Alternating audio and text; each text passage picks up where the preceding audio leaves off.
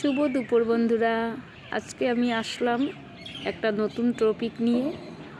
দেখো, এই যে পাথরকুচি পাতা আমার অনেক চারা হয়েছে, যে গিরি চারা অনেক হয়েছে।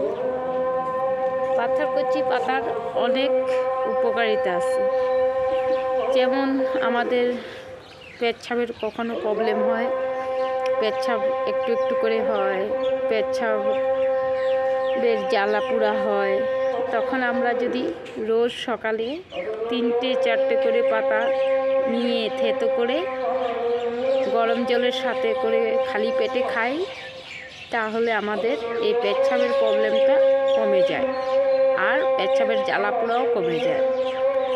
এভাবে যখন আমাদের পাথর হয় পেটে, তখন পাথরকুচি পাতা খেলে ঠিক হয়ে যায়। পাথরকুচি পাতা এভাবে 5টি করে দিয়ে রোজ সকাল বিকাল থেতো করে এভাবে রস বের করিয়ে গরম জলের সাথে খেলে পাথরের সমস্যা ভালো হয়ে যায়। এই যে গাছটা যে অনেক দিন হয়েছে, তার জন্য ফুল আসছে। এভাবেই হয় পাথরকুচি পাতার ফুলগুলি। এই যে দেখুন,